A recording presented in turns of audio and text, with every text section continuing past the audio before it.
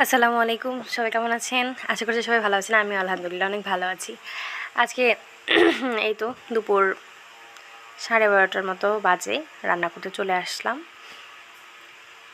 চুলায় কড়াই দিয়ে তারপর তেলটা গরম করে নিয়েছি। এরপরে পেঁয়াজ, রসুন, কাঁচামরিচ, এরপর এখানে পেঁয়াজ, রসুন, কাঁচামরিচ সব কিছু দিয়ে একটু ভালোভাবে ভেজে নেব। আজকে হচ্ছে আমি করলা দিয়ে ডাল রান্না করব। বেসিক্যালি আমরা করলা ভাজি খেয়েছি, এভাবে কখনো খাইনি। সো এখানে আসার পরে কিছুদিন আগে ট্রাই করেছিলাম, আর এটা হচ্ছে মনে হয় দ্বিতীয়বার অথবা তৃতীয়বার আমরা ট্রাই করছি। এই তো আমার পেঁয়াজ কাঁচামরিচ ভাজা হয়ে যাওয়ার পরে আমি এখানে ডাল দিয়ে দিয়েছি, তারপরে হলুদ দিলাম, লবণ দিলাম। এখন এটাকে ভালো করে নাড়তে হবে, মানে যেন কোনো পানি না থাকে। আমি এটা তেলের উপরে এটাকে ভেজে নেব।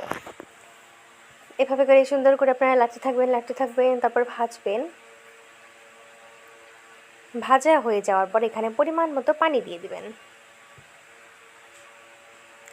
ডালটা যেন সেদ্ধ হয়। আর খুব বেশি একটা আমি ডালটাকে সিদ্ধ করব না, মানে অল্প আর কি, সিদ্ধ হয়ে গেলেই করবো। আমি একদম ঘন কিন্তু করব না, বা ডালটা গলে যায় সেরকম আমি রাখবো না। আর আমি এখানে আজকে শুটকি রান্না করব, এই জন্য আমি শুটকিটা ভালো করে সিদ্ধ করে ধুয়ে নিয়েছিলাম। আর এই যে পেঁয়াজ, কাঁচামরিচ, রসুন দিয়ে দিচ্ছি, তারপরে ভেজে নেব। তার মধ্যে ওই যে শুটকিটাকে ধুয়ে আমি আবার শুটকিটাকে দিয়ে দিয়েছি।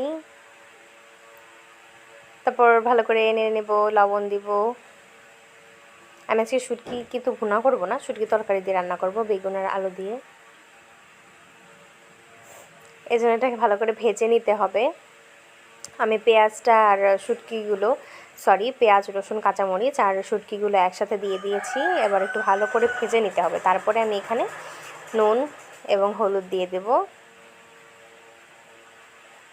তারপরে মরিচ দিব, মানে সব কিছু আর কি পরিমাণ মতো। কেউ ঝাল বেশি খায়, কেউ ঝাল কম খায়, কিন্তু শুটকির তরকারি তো ঝাল একটু বেশি হলেই ভালো হয়। তারপর অল্প একটু লবণ দিয়ে দিলাম, একটু লবণ দিয়ে দিয়েছি। হ্যাঁ, যদি এখানে আমার লবণ লাগে তাহলে আমি আরও কিছুটা লবণ আমি অ্যাড করব। এই জন্য আমি এখানে এটা দিয়ে দিয়েছি। বলক উঠতে হবে। বলক উঠে যাওয়ার পরে আমি বেগুন এবং আলু কেটে রেখেছিলাম ছোট ছোট সাইজ করে, সেগুলো আমি কেটে দিয়ে দিয়েছি এখানে ধুয়ে। তারপর ভালো করে মিশিয়ে নিচ্ছি। তারপর এটাকে ঢেকে রেখে দেবো যেন আলুটা আর বেগুনটা ভালোভাবে সিদ্ধ হয়ে যায়। আর চলুন ওই পাশে দেখি আমার ডালের কি অবস্থা।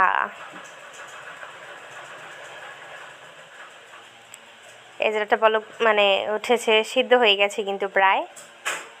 এখন তার মধ্যে আমি করলাগুলো দিয়ে দিয়েছি। করলাগুলো আমি কুচি করে কেটে রেখেছিলাম।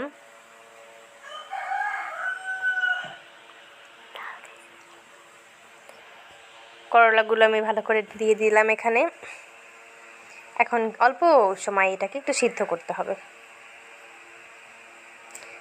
তারপরে যে এটাকে একটু নেড়ে নেব।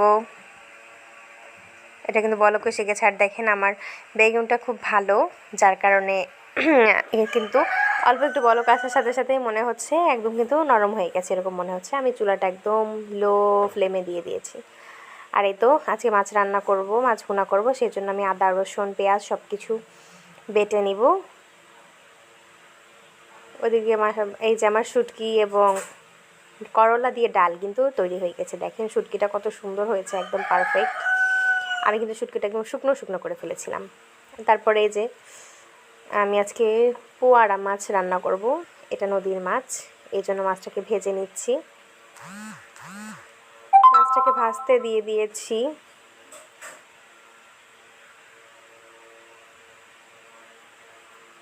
মাছটা ওইদিকে ভাজা হচ্ছে, আর এদিকে আমি মশলাটাকে কষিয়ে নেব।